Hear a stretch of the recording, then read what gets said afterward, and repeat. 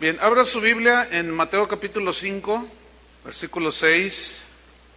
Mateo 5, versículo 6. Vamos a continuar con la serie que estamos desarrollando, verdaderos discípulos. Y ese es el tema número 13, tercera parte, o parte 3. Mateo capítulo 5, versículos 6 y 7. Dice así: bienaventurados los que tienen hambre y sed de justicia, porque ellos serán saciados. Bienaventurados los misericordiosos, porque ellos alcanzarán misericordia. Bien, aquí el Señor Jesús está usando de una manera metafórica dos de los apetitos que tenemos los seres humanos, a los cuales cada día tenemos que satisfacer, que es el hambre y la sed. Pero las palabras que usó Jesús y que se traducen aquí en el idioma original hablan de un hambre y una sed, pero en un sentido intenso, al grado de desfallecer por hambre y por sed. Cuando alguien tiene mucha hambre, que no ha comido, no tiene fuerza. Entonces habla de una sed intensa de las cosas de Dios. En este caso habla de un sentir intenso de satisfacer la sed, pero él lo usó de una manera metafórica para enseñar que sus discípulos son personas que deben de ser hambrientos y sedientos. Pero esta hambre y esta sed, ¿de qué es? No es de pan, ni de agua como la que tengo aquí. Jesús a la samaritana le dijo: todo el que bebiere de esta agua volverá a tener sed, pero del agua que yo le daré no tendrá sed jamás. O sea, iba a satisfacer todo lo que los seres humanos espiritualmente necesitamos a través de esa sed. Siempre que tenemos sed de Dios, Él nos satisface, nos llena. Por eso dice: bienaventurados los que tienen hambre y sed. Pero ¿de qué tienen hambre y sed los verdaderos discípulos? El carácter del discípulo debe estar formado por esta necesidad de satisfacer, de hambre y de sed, de justicia. Digan todos justicia. Ahora, ¿qué significa? Tiene múltiples significados justicia, pero déjeme decirle a qué no se refiere. No se refiere a que si usted tiene un familiar en la cárcel que es inocente, entonces usted tiene hambre y sed de justicia y usted será saciado. No está hablando de eso. Una vez escuché a un predicador diciendo que a eso se refiere, y no es verdad. Eso es un error garrafal de interpretación.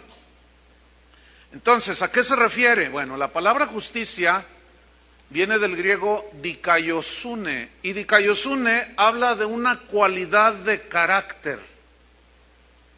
Habla de un rasgo de carácter que tiene que ver con lo recto y lo justo. Y en primera instancia, justicia, se habla de un Dios de justicia. Entonces, cuando se habla de un Dios de justicia, se habla de un Dios que es recto y justo, ¿sí? Y que todo lo que Él hace es justo. Él da la paga justa al pecado, al que desobedece. Todas las cosas, dice la Biblia, que Él es la roca cuya obra es perfecta.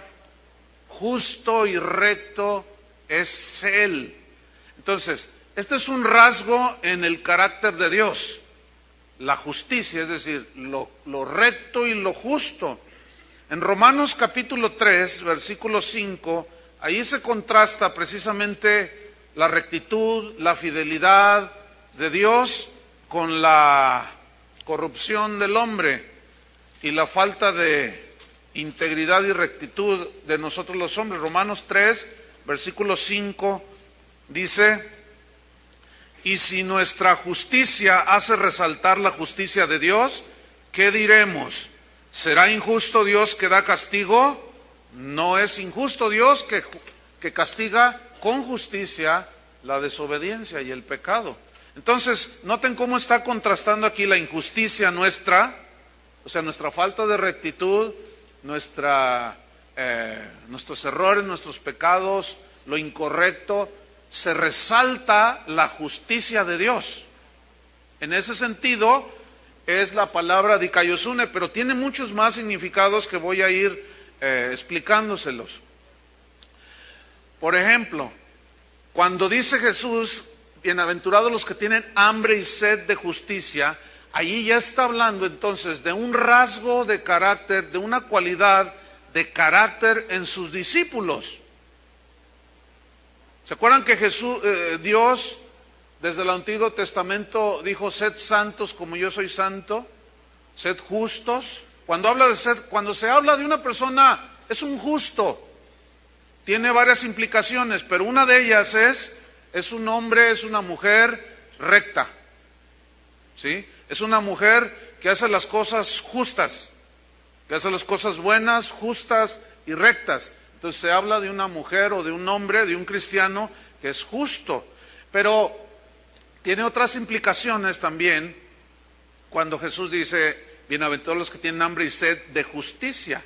Es decir, que al ser un rasgo de carácter, del carácter de Dios, como Él quiere implantar y formarnos a su imagen de carácter, eso significa, entonces los verdaderos discípulos de Jesús también deben de tener, o su rasgo de carácter es un deseo de la justicia de Dios. ¿En qué sentido?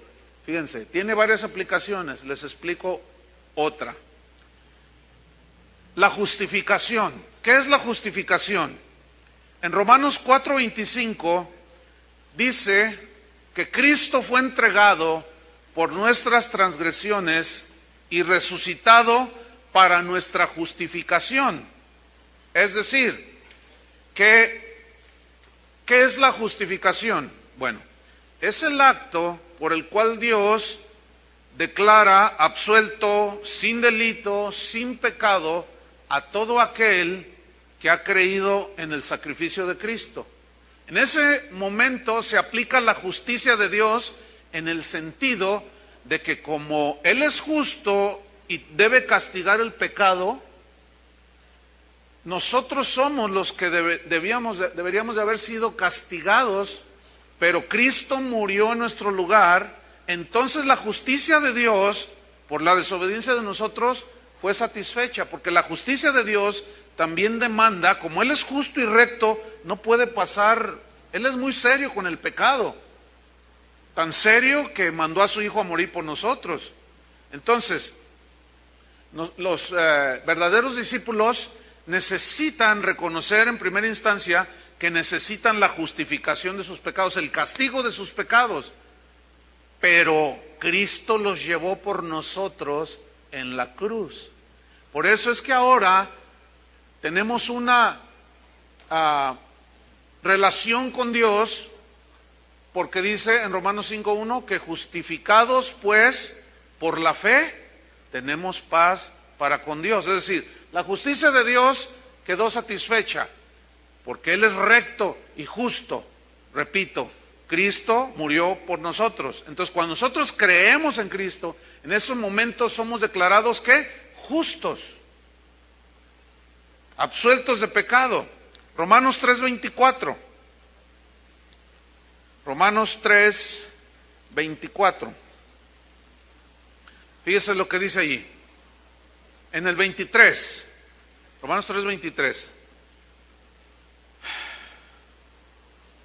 Vamos al 22, discúlpeme.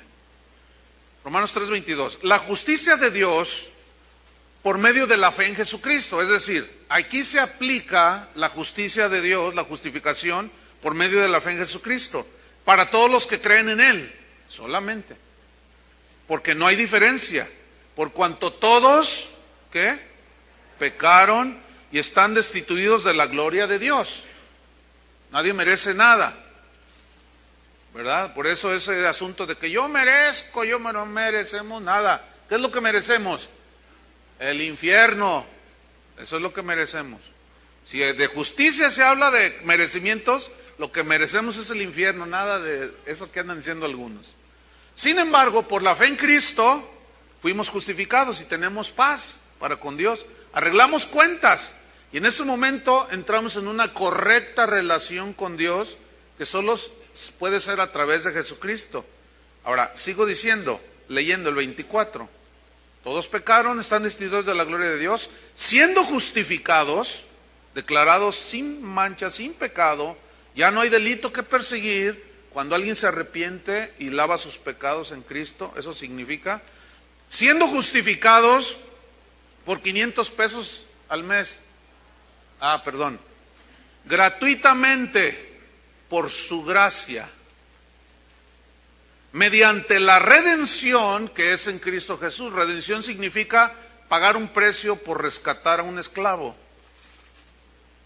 Nosotros éramos esclavos del pecado, Cristo pagó el precio por el pecado, que fue su muerte. Entonces nosotros ya no tenemos que pagar nada. Versículo número 25. A quien Dios, o sea Cristo, puso como propiciación, esta palabra significa en lugar nuestro, por medio de la fe en su sangre, para manifestar, ¿qué?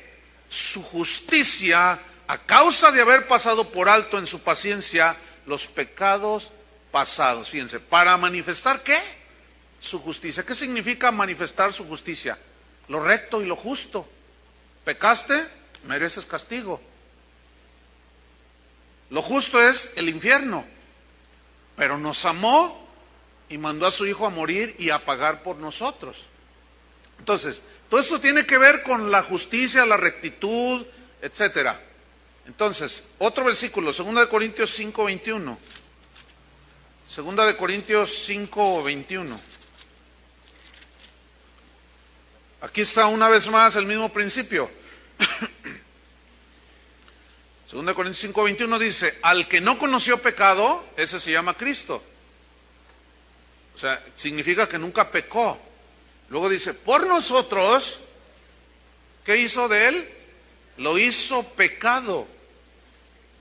O sea, significa que llevó nuestros pecados en su cuerpo y los expió, los borró cuando él murió. Y al creer nosotros por la fe, somos justificados. Entonces encontramos una correcta relación con Dios. Por nosotros lo hizo pecado para que nosotros, los que creemos, se refiere, fuésemos hechos, ¿qué? Justicia de Dios en él. Significa que en nosotros ya se aplica la declaración de Dios de rectitud, que ya no tenemos pecados, mejor dicho, que ya no tenemos pecado, que nuestros pecados, que nuestra vida pasada ya fue borrada, ya no existe más. Y esto, repito, viene a través de la fe en el sacrificio de Cristo Jesús. Vamos a otro texto, Primera de Pedro 1, Primera de Pedro capítulo 1, versículo 1. Dice, Pedro, apóstol de Jesucristo, a los expatriados, o sea, todos los que eran perseguidos, estaban en la persecución, expatriados de la dispersión en el Ponto, Galacia, Capadocia, Asia y Bitinia, o sea, a todos los que creen en Cristo en cualquier parte del mundo, elegidos según la presciencia de Dios, o sea, el conocimiento previo que él tenía de quién le iba a conocer y quién no. Dice, de Dios Padre en santificación del Espíritu. ¿Para qué nos escogió? Para obedecer y ser rociados con la sangre de Jesucristo. Gracia y paz os sean multiplicadas. ¿Fuimos rociados con qué? Con la sangre de Jesucristo, es decir, limpiados. Y en ese momento, el nuevo discípulo, el nuevo creyente, es justificado totalmente de sus pecados. Entonces, una vez que el discípulo sabe, como nosotros, que ya somos justificados del pecado, que la paga de nuestros pecados ya la llevó Cristo, tenemos paz para con Dios, entonces, ahora lo que sucede a continuación es que el verdadero discípulo de Jesús, al saber que ha sido justificado, ahora el Señor empieza a trabajar en su carácter. Y es aquí donde entramos ya de lleno al tema. Bienaventurados los que tienen hambre y sed de justicia. Aquí ya hambre y sed de justicia habla de un hambre y de hacer lo recto, ¿sí? De hacer lo justo. Habla de un deseo desesperado, intenso por agradar a Dios, por hacer la voluntad de Dios. Yo no sé si usted, que me está oyendo aquí, tiene esa hambre de agradar a Dios, tiene ese deseo de agradar a Dios. Yo no sé cuántos de los que estamos aquí, cuando cometemos algún error nos duele y decimos: Señor, ayúdame, ayúdame, yo quiero hacer tu voluntad. ¿Sabe que Martín Lutero, que fue el que consumó la reforma de la iglesia allá en la Edad Media, en el 1500 y pico, este hombre sufría mucho porque tenía un profundo vacío en su corazón?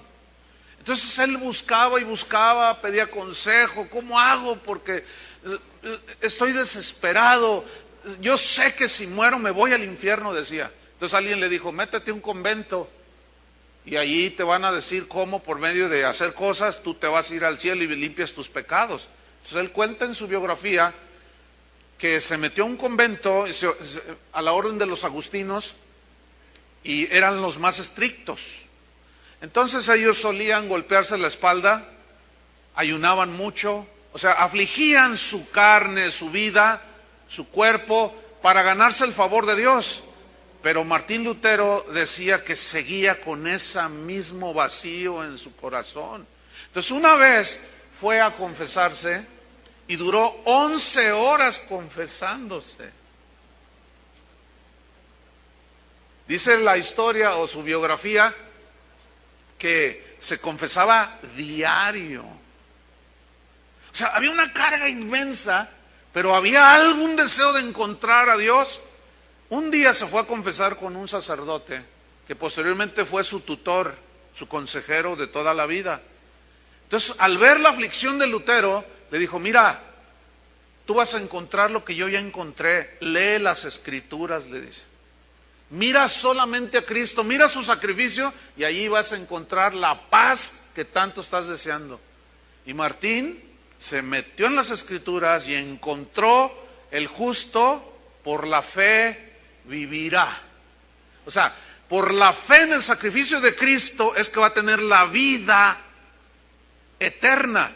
Entonces, una vez que él recibió la justificación de sus pecados, entró en una relación correcta con Dios, él se dedicó, Dios empezó a moldear su carácter y se comenzó a hacer lo justo y lo recto. Por eso se le llama reformador de la iglesia, porque en ese tiempo la iglesia, que era una sola, la iglesia católica, estaba en la peor de las corrupciones.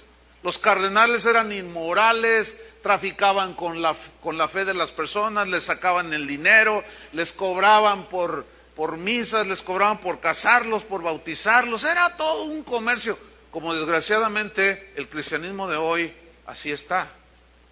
Entonces, como él era un hombre justificado con Dios y quería hacer las cosas justas, equitativas, rectas, pues se tuvo que levantar en contra de la mentira. Entonces, ahí se manifestó en este hombre la rectitud y equidad de carácter. Ahora, fíjate, cuando Jesús habló de hambre y sed de justicia, era precisamente eso, un deseo de hacer la voluntad de Dios. ¿Cuántos quieren hacer la voluntad de Dios? ¿De verdad? ¿Pero es un deseo que te apasiona o no? ¿Es un hambre por conocer la verdad de Dios y hacerla? Eso es. Ahora, vamos a Mateo capítulo 6, versículo 33. Este pasaje pues es muy conocido, pero yo quiero que lo leamos. Jesús está hablando acerca del afán en su contexto anterior.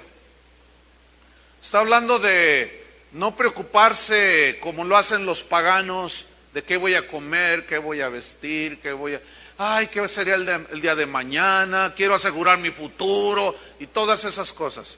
Ahora, noten en Mateo 6, vamos al versículo 31. No os afanéis pues diciendo, ¿qué comeremos o qué beberemos o qué vestiremos? O sea, no se afanen tanto en esto que habla de las cosas terrenales. Versículo 32. Porque los gentiles, y aquí gentiles significa los paganos, los que no conocen a Dios, buscan todas estas cosas. ¿Cuáles cosas? Vestido, comida, diversión. Diversión, comida, vestido. Para eso viven nada más. Entonces, todos sus anhelos, todos sus hambre y sed está en conseguir cosas materiales. Pero Jesús dice, ustedes, mis discípulos, no se van a preocupar tanto en eso. ¿Qué les enseña? Porque los gentiles buscan todas estas cosas, pero vuestro Padre Celestial, escuchen bien, discípulos del Señor, porque el que no es discípulo pues no puede entender esto, por más que se le explique. Es imposible, porque al no nacer de nuevo, no puede entender las cosas del reino de Dios. Se le hacen ilógicas, irrazonables y ¡ay, qué locura!, dicen. Bueno, entonces esto es para los discípulos. Pero vuestro Padre sabe, conoce, entiende que tenéis necesidad de estas cosas. ¿Qué significan estas cosas? Comida, vestido, descanso, suplir las necesidades que se requieren para vivir en este mundo, en esta tierra. Él sabe que tú necesitas un trabajo. Él sabe que necesitas vestir, Él sabe que necesitas una casa, Él sabe que necesitas comer, Él sabe que necesitas pagar la cuenta, las cuentas, los impuestos, Él sabe. Ahora, la razón de nuestro existir es vivir para ganar, para comer, para vestir. ¿Ustedes creen que ese es el propósito de un verdadero discípulo de Jesús? No, porque el Señor dice, Él ya sabe de qué necesidad tienen ustedes. Antes, dice, y todas estas cosas, sabéis que tenéis necesidad de todas estas cosas. Versículo 33. Fíjate cómo pone en orden las cosas. Primero lo celestial, y eso te trae como consecuencia lo material. Mas buscad, yo quiero subrayar la palabra primeramente. Significa sobre todo. Sobre todo lo que tú busques en esta vida. Está bien que quieras terminar una carrera, está bien que quieras un mejor trabajo, está bien. Pero que tu afán no sea más que buscar lo que sigue a continuación. Mas buscad primeramente el reino de Dios. El reino de Dios. ¿Qué es el reino de Dios? Sería toda una serie que posteriormente de seguro vamos a compartirles, pero eso viene más adelante. Pero en pocas palabras, un reino es un territorio donde hay un rey que dicta las leyes que gobiernan a los que viven en ese reino. Bueno, ¿quién es el rey? Pues Dios. Jesús es el Rey de Reyes. Bien, ¿sobre quiénes va a reinar ese rey? Sobre los que viven en ese reino. ¿Cómo entras en ese reino? Naciendo de nuevo. Si tú eres hijo de Dios, entonces a ti te deben de gobernar y a mí nos deben de gobernar las leyes del reino. ¿Saben cuáles son las leyes del reino? Todo esto que estamos viendo. Y mucho más que nos falta, Entonces, esas leyes del reino van a gobernar las vidas de los que viven en el reino de Dios. Entonces, una de esas leyes es buscar primeramente el reino de Dios, o sea, las leyes que nos gobiernan y su justicia. ¿Qué significa aquí su justicia? Todo lo justo, todo lo correcto, todo las instrucciones de Dios. Entonces, ¿qué vamos a buscar? Yo debo buscar cómo amar más a mi esposa y a mis hijos. Yo debo de buscar si eres un comerciante, tú debes de buscar la justicia, lo recto, lo justo, las leyes que gobiernan a un hijo de Dios, de cómo debe conducirse en el mundo. ¿Con tranzas? ¿Con mordidas? ¿Con ese tipo de cosas? ¡No! Pero eso es lo que hace la gente allá afuera.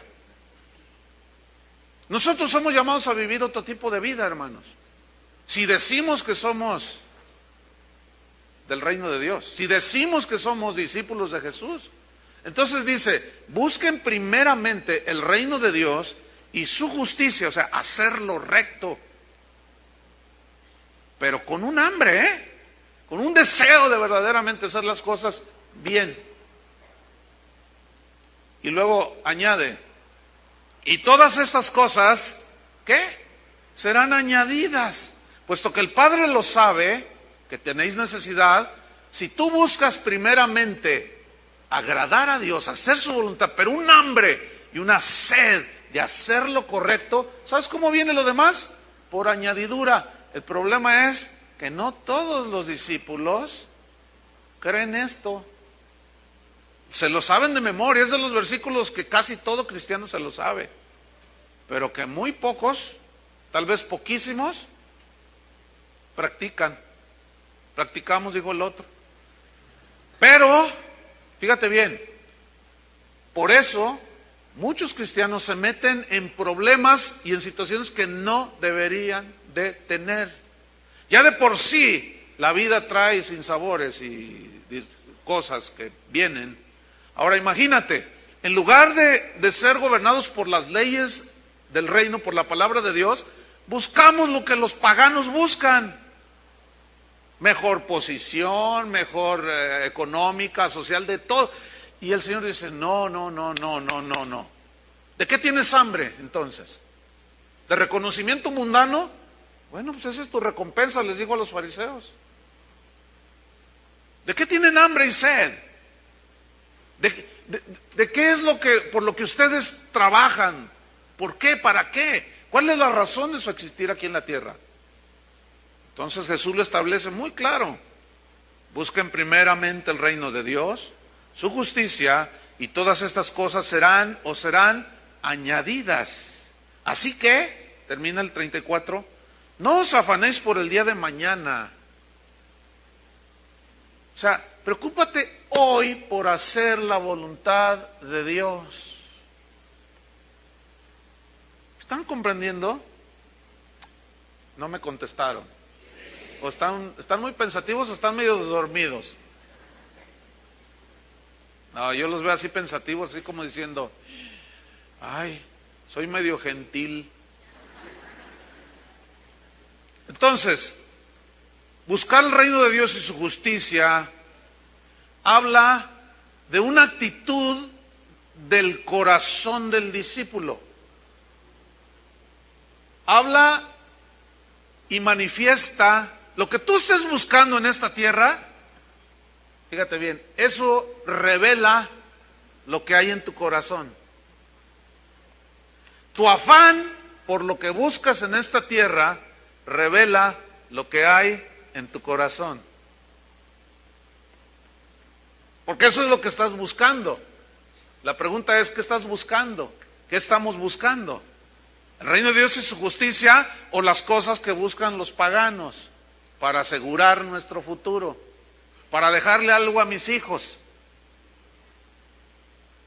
Están comprendiendo, ¿verdad? Porque los veo muy serios, dormidos. Hoy no se me están durmiendo.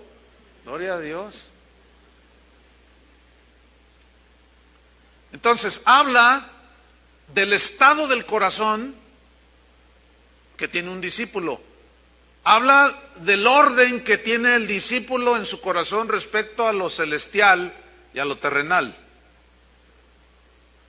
Otra vez, lo que tú buscas en esta tierra, eso es lo que está en tu corazón. Seguramente muchos, algunos, pocos, muchos, no sé, de los que estamos aquí, estamos buscando las cosas terrenales. Estamos queriendo tener logros terrenales. Mira, eso hay que hacerlo, pero primeramente, ¿qué debemos de buscar? Agradar a Dios. ¿Cuál es la voluntad de Dios para mi familia? El otro día me estaba diciendo Chava Pardo, oye Chuy, pastor, tuvimos que suspender la reunión de matrimonios porque estaban viniendo bien poquitos. Pues seguramente ya han de ser unos esposos maravillosos. ¿Verdad, señoras, que sí? Ya ves, Chuy, tuvieron duda. Pero ¿qué tal con otras cosas?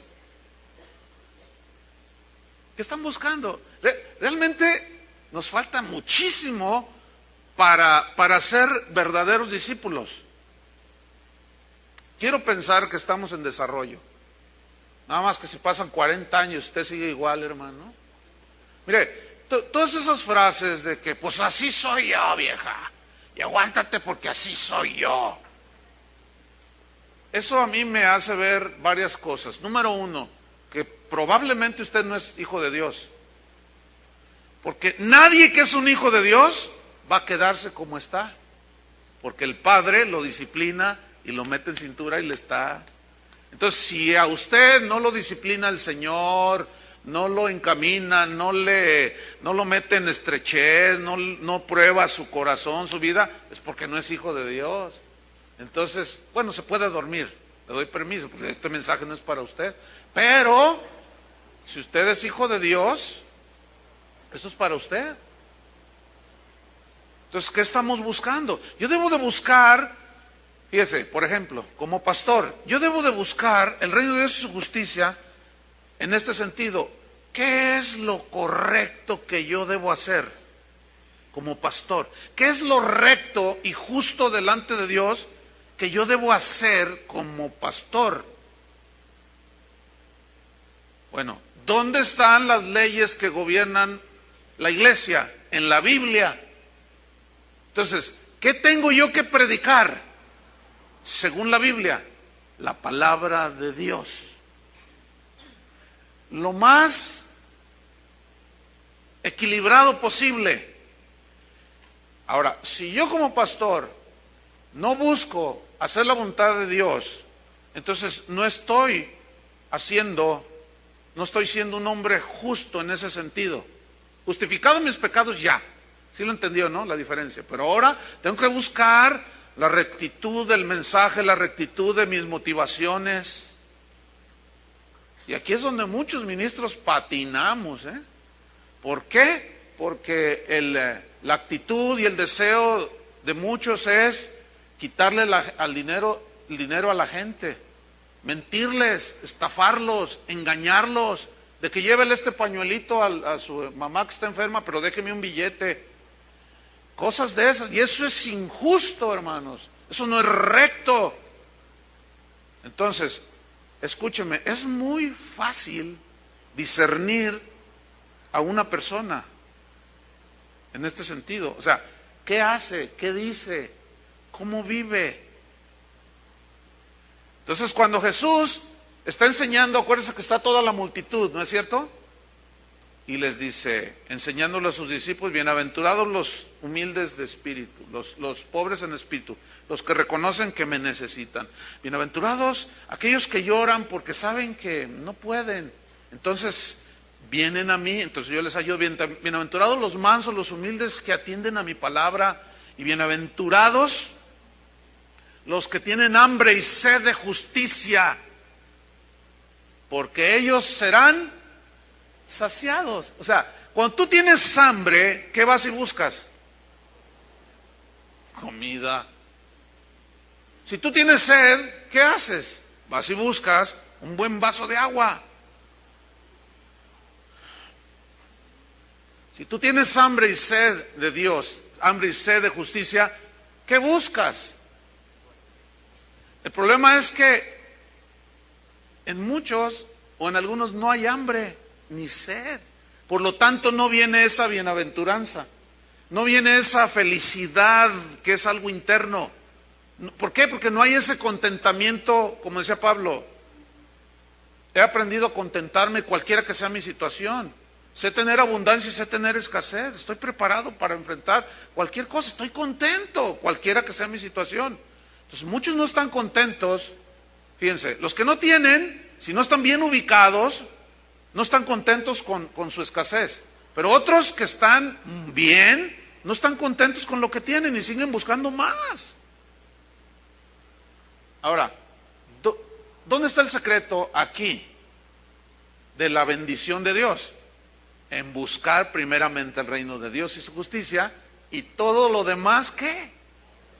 Y mire, hermano, ese es un principio tan sencillo, tan poderoso a la vez, pero muy poco atendido. Algunos no duermen pensando cómo lograr cosas.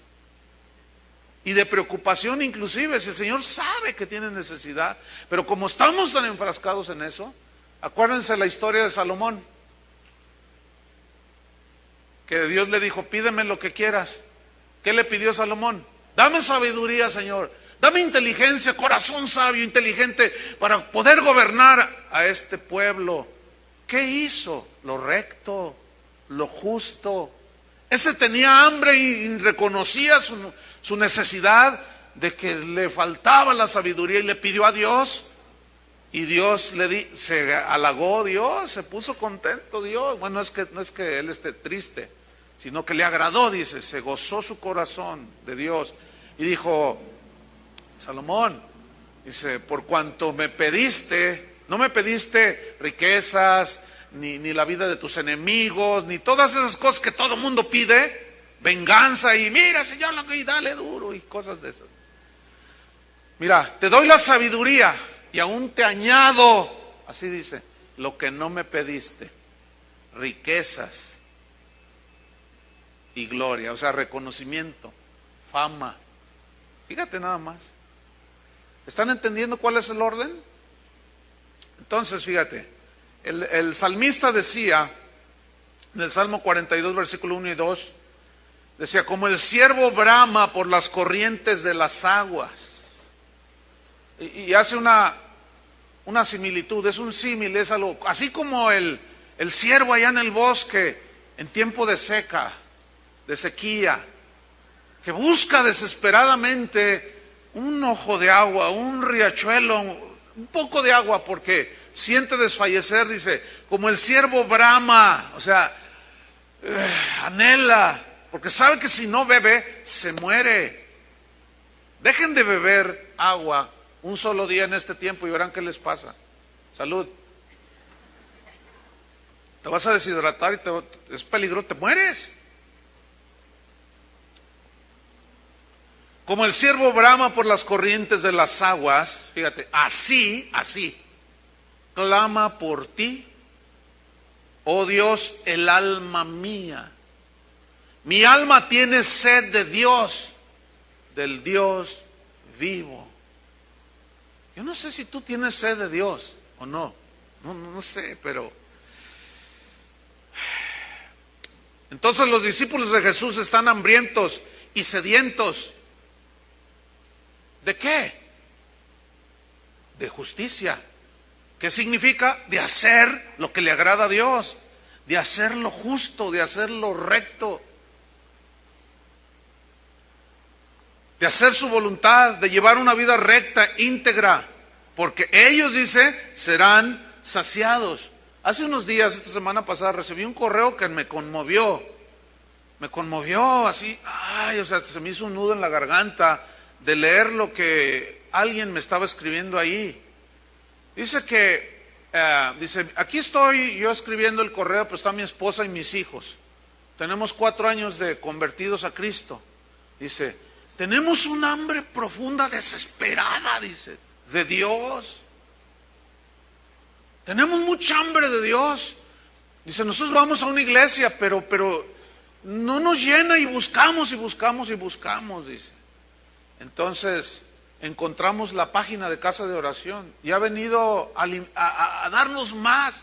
Pero pastor, dice, estamos más desesperados porque eso nos ha producido más hambre y más sed. Dice, ¿sabe que mi esposo y yo, aparentemente por lo que me dice en el correo, él es profesionista y ella también tiene alguna carrera, por lo que me dice en el correo, dice, pero sacamos el tiempo, no sabemos de dónde, y estudiamos 6 horas diarias la Biblia. Yo todavía no le contesto el correo porque apenas me entró y hoy en la tarde le voy ¿cómo le hace? Díganos, ¿cómo le hace? Lo voy a poner, díganos, para decirle a los hermanos que ni 5 minutos. Algunos de ustedes en toda la semana no beben, no comen, porque no tienen hambre ni sed. Y son un desastre. Discúlpame que se lo diga así. Meten el pie por todos lados. Hablan lo que no se debe. Piensan lo que no se debe. Hacen lo que no se debe. Y luego llegan el domingo esperando un milagro de Dios, que les arregle todo lo que destruyen en la semana. No, hermanos. Pablo hablaba de que cada cristiano va a edificar sobre Cristo. Y lo que edificas será probado por el fuego. Y si la obra de alguno permaneciere, este va a recibir recompensa. Si no, si la obra de alguno que construye se cae, pues ese será salvo, dice, pero perderá su recompensa. Entonces, ¿cómo estamos edificando nuestra vida, nuestra familia, tu trabajo, tu negocio, tu carrera? ¿Cómo estamos edificando nuestra vida espiritual? ¿Cuál es la prioridad? Ese es el punto. Entonces notamos que las primeras 4 bienaventuranzas, y vamos a Mateo 5 rápido, nomás dele aquí atrásito donde nos quedamos. Las primeras 4 bienaventuranzas habla de pobreza de espíritu, del llanto por la necesidad de Dios, de la humildad, la mansedumbre ante Dios y de hambre y sed de Dios. Si ustedes notan, estas primeras 4 características hablan del carácter del discípulo. Es decir, hablan de una situación interna del corazón. Humildad, mansedumbre, necesidad de Dios, hambre, sed de Dios. Entonces está hablando del espíritu, del corazón, de lo más profundo del hombre, de la mujer, del ser humano. Ahora, estas primeras 4, si notamos bien, todas van entrelazadas. Es como una cadena, vamos, con eslabones. Uno agarra de otro, de otro, de otro, de otro, de otro. Porque lo que viene a continuación, en el versículo 7, Mateo 5:7, dice, bienaventurados los misericordiosos, porque ellos alcanzarán misericordia. Ahora, aquí la palabra misericordia viene del griego eleo, que significa compasión por las miserias y tragedias de otros. Otra vez, misericordia del griego eleo significa compasión por las miserias, las tragedias de otros, los sufrimientos de otros. Pero la pregunta es esta: ¿cómo un verdadero discípulo puede llegar a la 5ª bienaventuranza? ¿Cómo? Si no tiene carácter. ¿Cómo se va a poder compadecer de otros si está hundido en el yo, en el egoísmo? Nada más piensas en ti, nada más en ti, en ti, en ti, en ti. No se puede avanzar en la vida del reino si no vamos desarrollando y dejando que el Señor, como alfarero o al barro que lo va formando, si no permitimos que Él vaya formando en nosotros estos rasgos. Tiene que haber reconocimiento de pobreza de espíritu. Tiene que haber humildad, mansedumbre.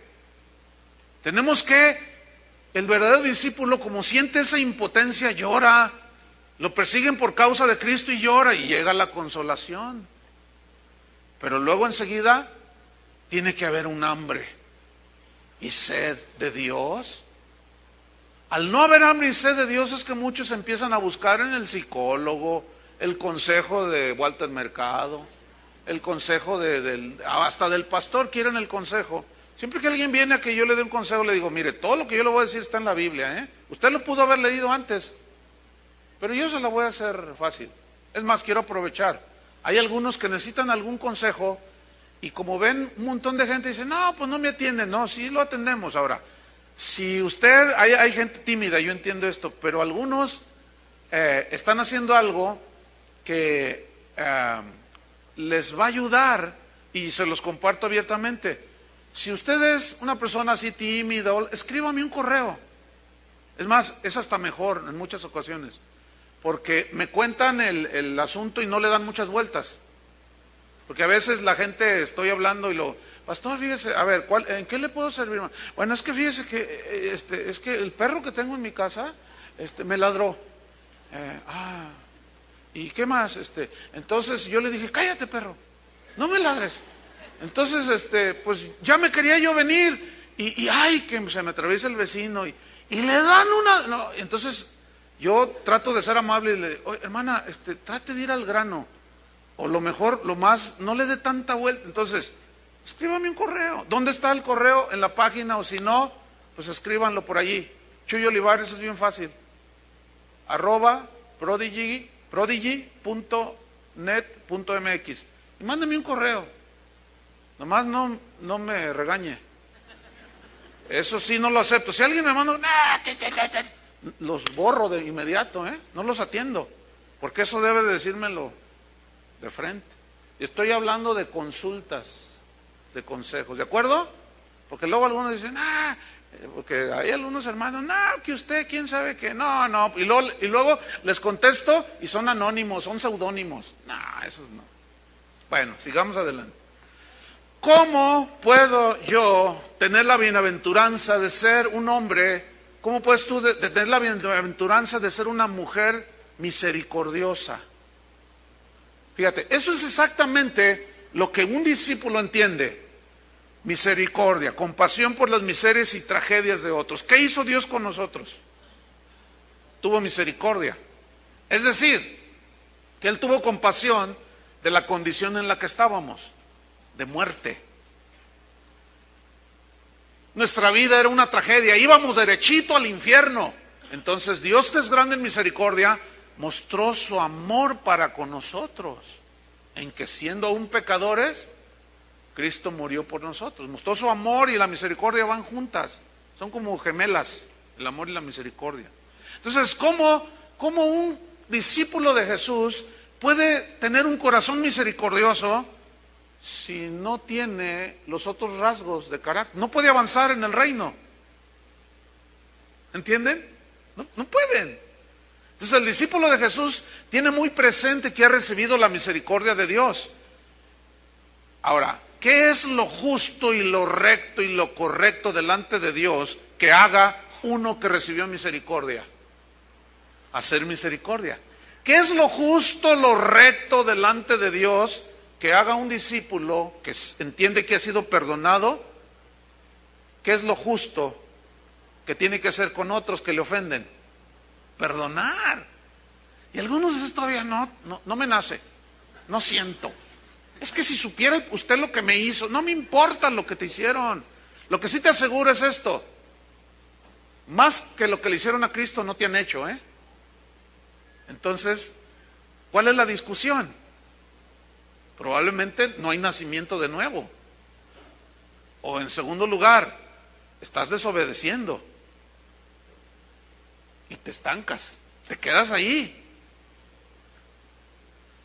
Entonces, hay una historia que quiero para irnos sobre el final, que está en Lucas capítulo 10, que es maravillosa ilustración que Jesús hace sobre la misericordia.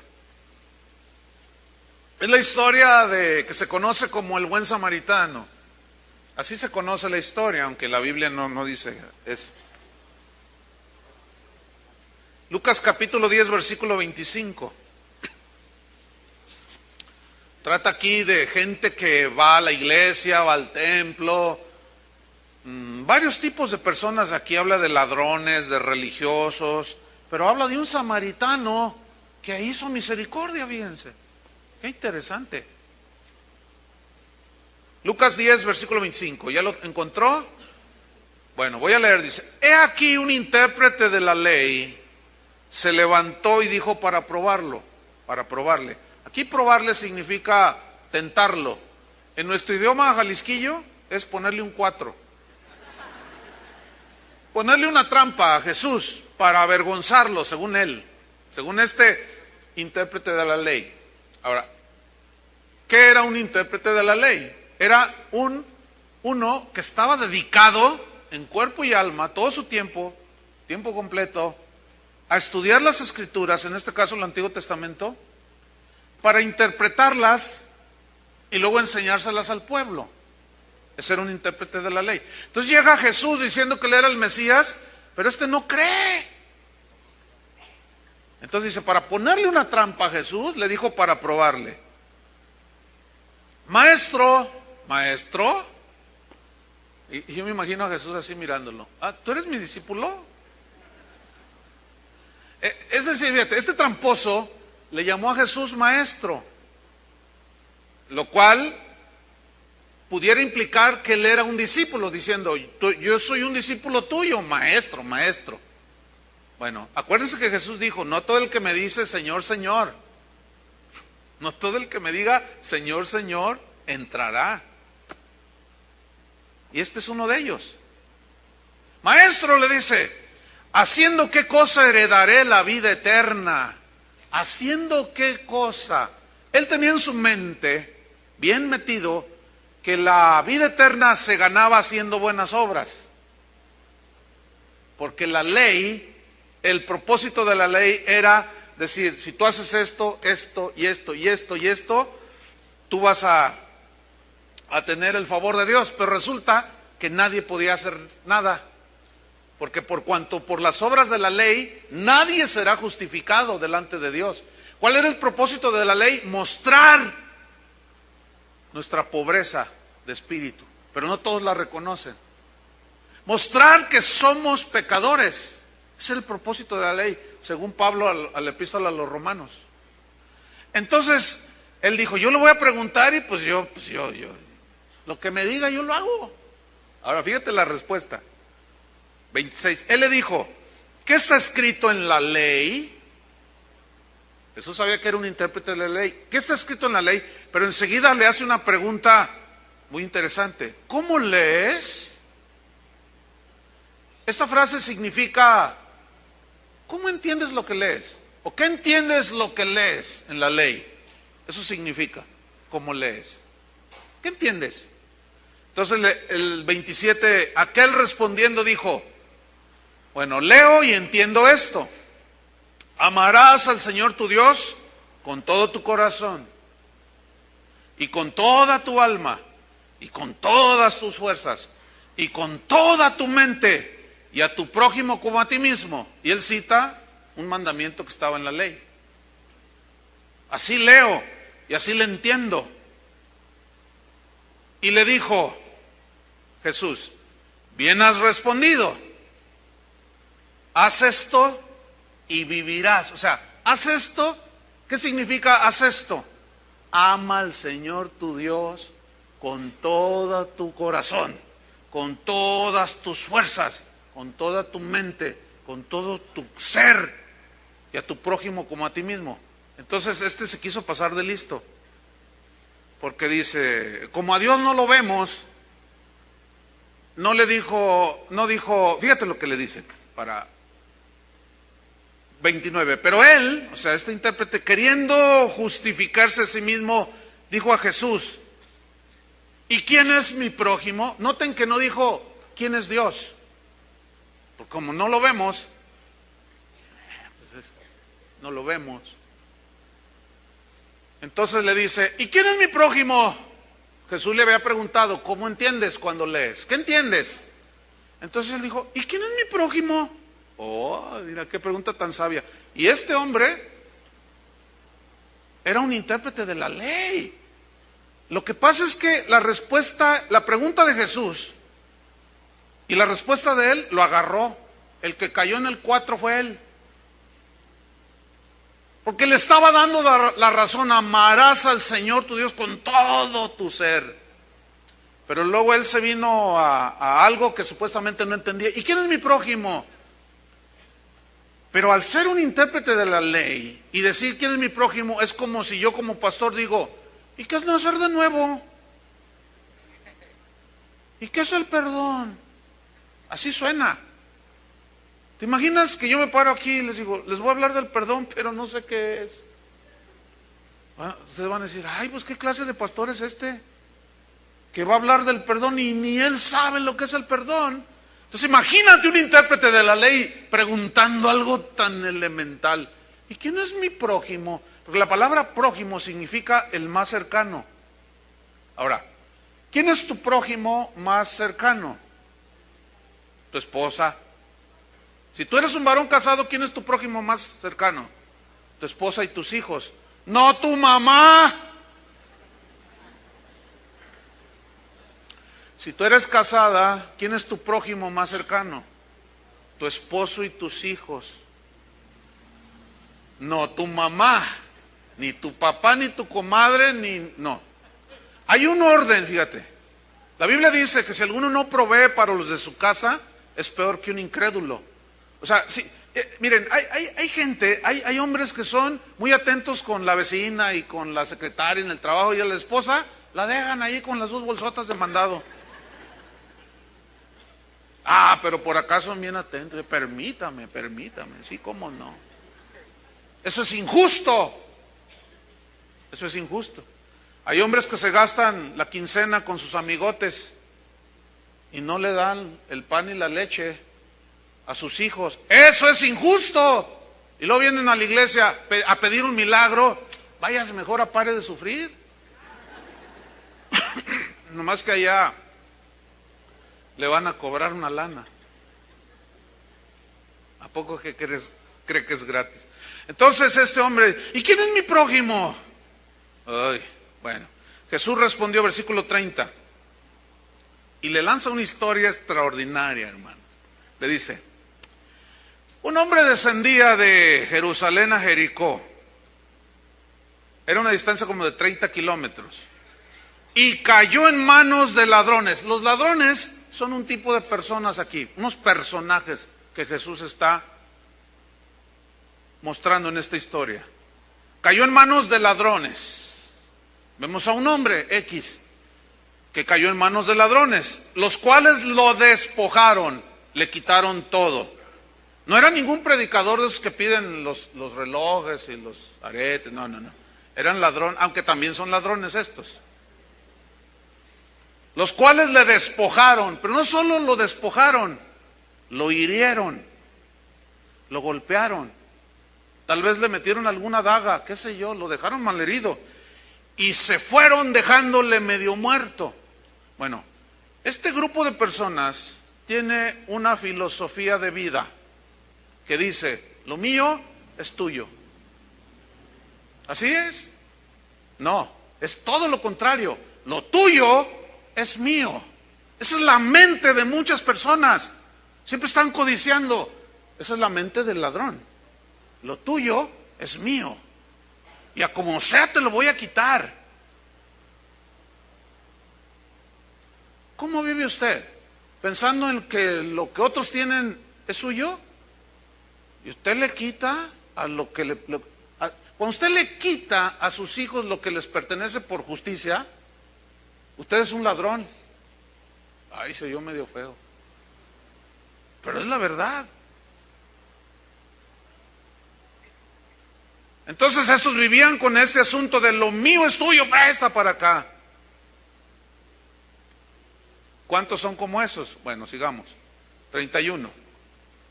Aconteció que descendió un sacerdote por aquel camino y viéndole pasó de largo. Vamos a poner, descendió un pastor por aquel camino. Descendió un ministro. Vamos a poner un sacerdote católico, un pastor, un ministro de los testigos de Jehová, Aarón, el de la hermosa provincia. O sea, alguien que ministra en la casa de Dios, que predica. ¿Y qué predica un predicador? Pues habla del perdón, habla de la misericordia de Dios, ¿sí o no? ¿Pero qué hizo este? Dice que iba caminando y lo miró. Probablemente escuchó la voz de aquel, ayúdame, ayúdame por favor. Y lo vio todo sangrado y lo miró y pasó de largo. ¡Qué increíble! Iba a decir algo, pero mejor no lo digo. No, porque el otro día dije algo y se me ofendieron. Es que a veces uno... No voy a decir nada. A menos que me dé un billetito.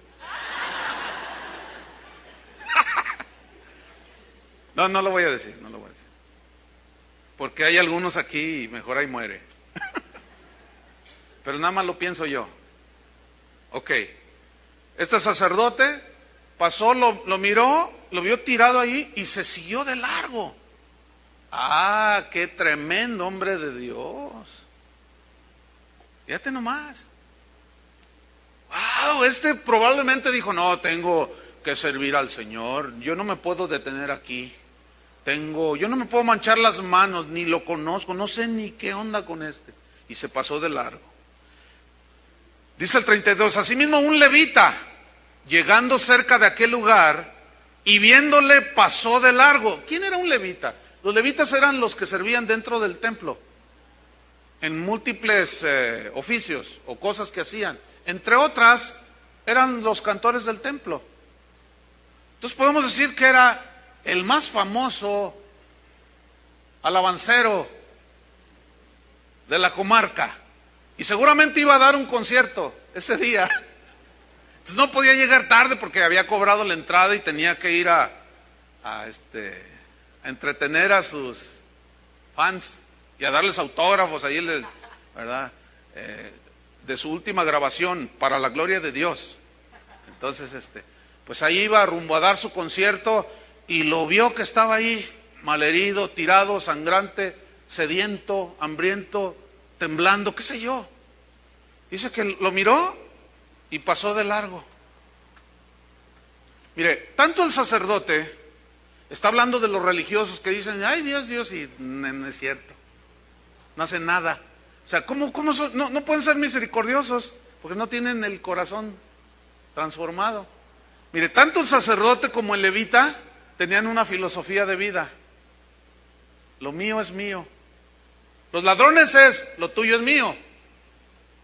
El levita y el sacerdote es, lo mío es mío. Y déjame decirle, la mayoría de los cristianos de hoy estamos hundidos en esa filosofía. Lo mío es mío. A mí me ha costado.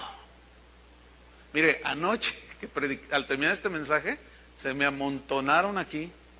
Ay, pastor, Dios me habló. No, pues qué bueno, hermano, qué bueno que Dios le habló. Es que, entonces alguien, una persona me contó una historia. Es que, fíjese que una vez, pues cuando yo estaba niña, pues yo vi cuando unos hermanos le hicieron una ofrenda a mi mamá, que estaba en una necesidad. Yo era un niño y yo vi cuando le dieron. Dice, y pues el otro día fue a buscarme estos hermanos y yo me acordé de ellos. Dice, y me pidieron una cantidad bien poquita. Dice, y no les quise dar. Y estaba así como nervioso. Le dijo, bueno, pues ándale, ve y dale. Así, ándale, ve y dale.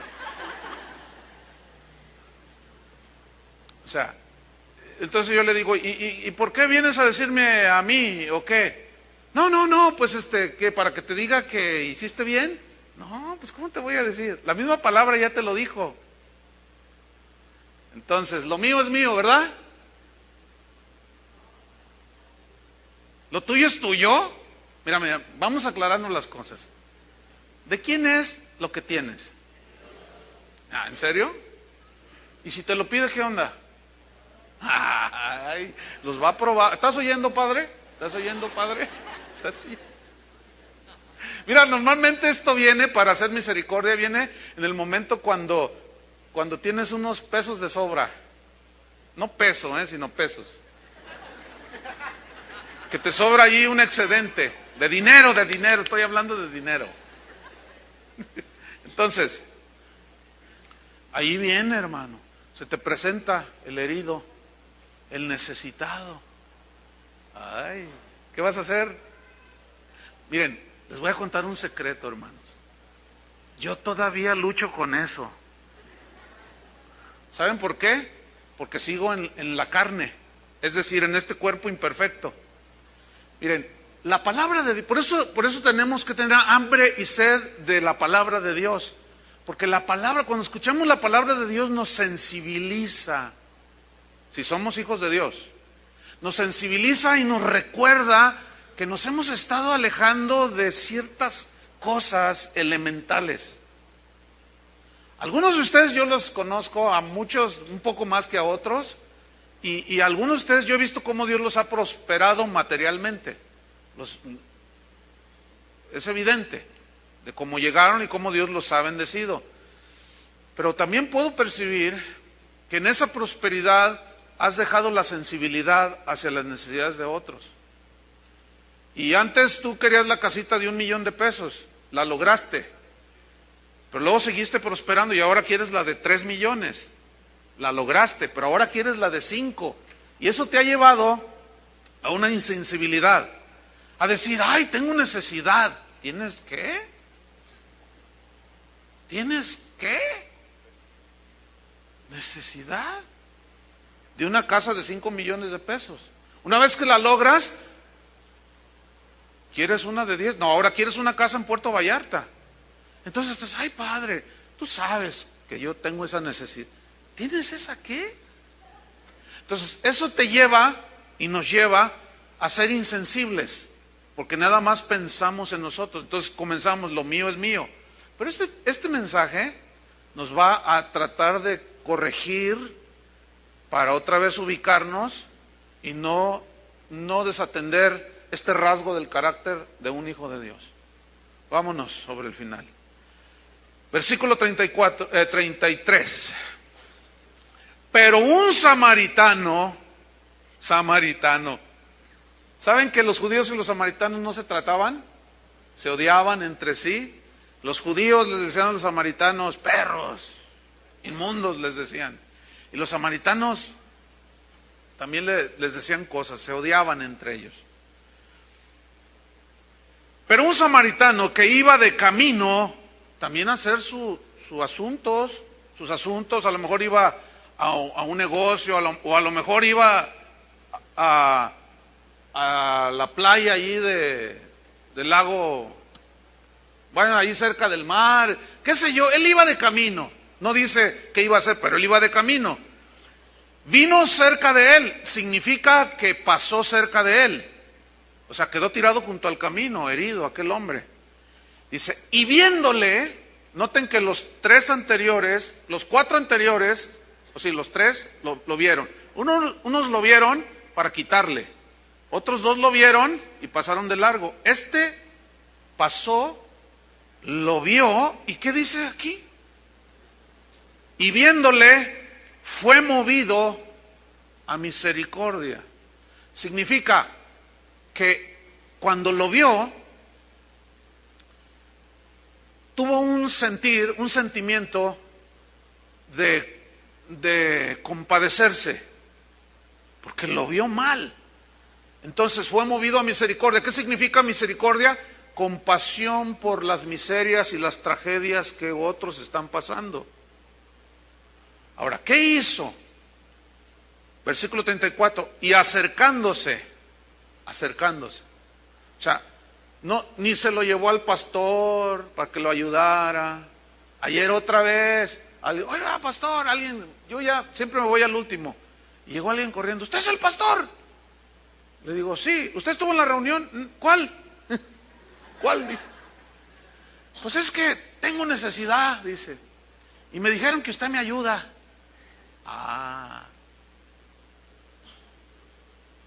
No dice que me los manden a mí, ¿verdad que no? ¿Qué hizo el samaritano? ¿Se los llevó al sacerdote? ¿Se los llevó al levita? ¿Se los llevó al pastor? No. Hermano, usted va a tener enfrente de usted la gente que va a estar en esa necesidad y que usted va a necesitar ser movido a misericordia. Entonces, dice, vendó sus heridas. Esto implica que se ensució sus manos. ¿Sí? ¿Qué más? Echándole aceite y vino. El aceite y el vino. El aceite se usaba como medicina, era medicinal, y el vino para fortalecer también y curar también heridas. Entonces él llevaba como su botiquín para lo que se pudiera presentar en el viaje. y no escatimó en compartir con lo que él tenía, que le había costado, lo había comprado, y compartir con el que estaba en una tragedia. Entonces le puso aceite y vino, lo curó. El vino, al tener alcohol, pues hacía de antiséptico, ¿sí? Entonces le limpió, le puso aceite, y poniéndole en su cabalgadura, esto implica que lo cargó. Ahora, ¿cómo hay que amar a Dios? Con toda tu mente, con todas tus fuerzas, con todo tu ser, con todo. ¿Qué estaba haciendo este? Porque el mandamiento completo es: amarás al Señor y a tu prójimo como a ti mismo. El asunto es que nos amamos más a nosotros mismos y a Dios lo dejamos en segundo, tercero y al prójimo en quinto lugar. Entonces, esto implica que usó sus fuerzas y sus posesiones, lo que él tenía. ¿Qué más? Lo llevó al mesón, o sea, su tiempo, y cuidó de él. Dio su tiempo. Muy pocos cristianos dan de su tiempo para beneficio del prójimo.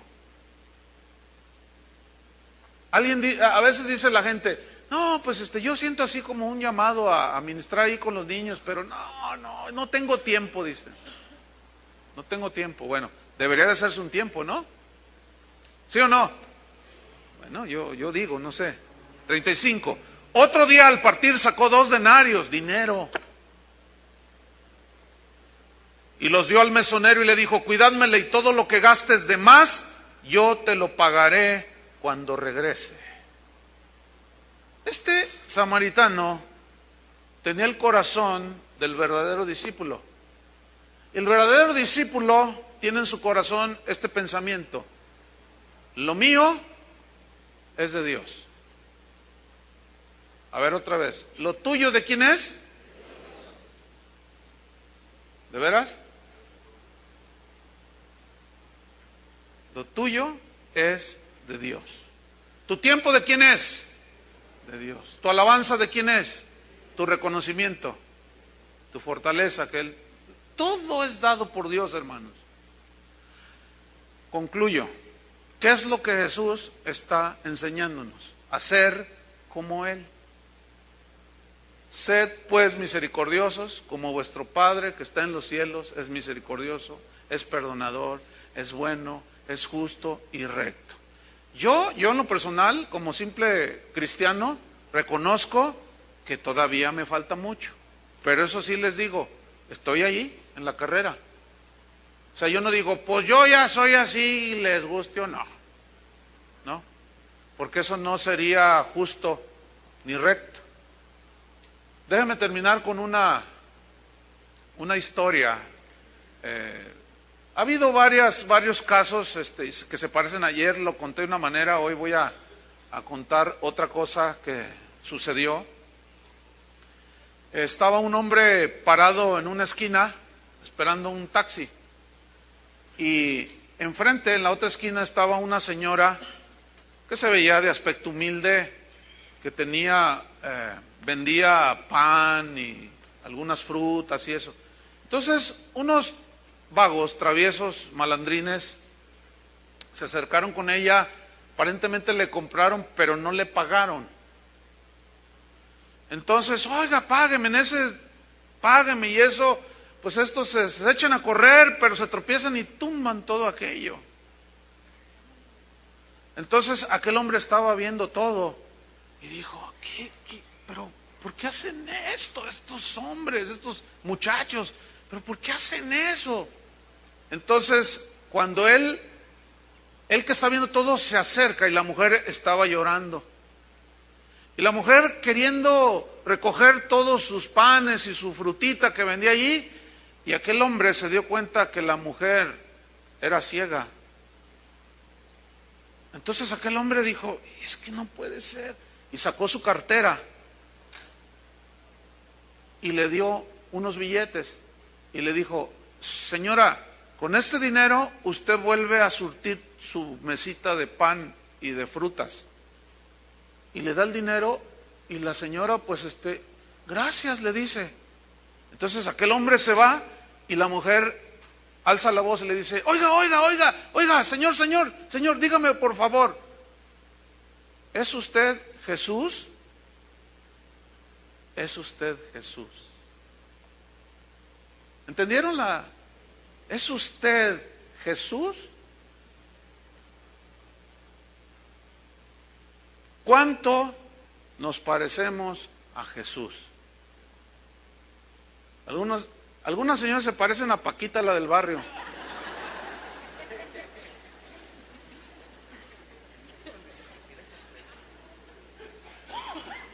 Y algunos señores al Chavo del Ocho.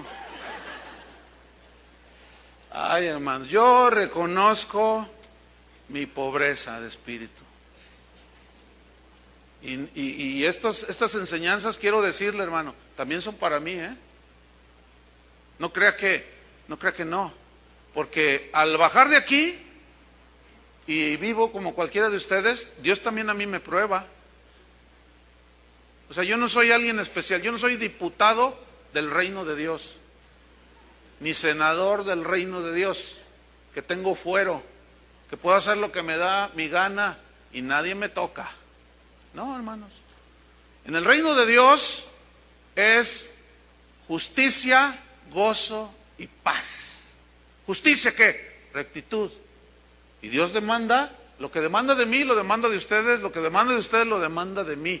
Entonces todos vamos en el mismo camino. Lo único es que a mí me tocó enseñarle las leyes del reino de Dios, de cómo son los discípulos. ¿Cuántos quieren continuar? Póngase de pie, vamos a orar. Vamos a pedirle al Señor que produzca en nosotros, pónganse de pie, un profundo deseo de hambre y sed de Él, para poder entonces nosotros manifestar el amor de Dios. Padre, te damos gracias. Te pedimos que nos des hambre y sed de ti, de tu justicia, de tu palabra.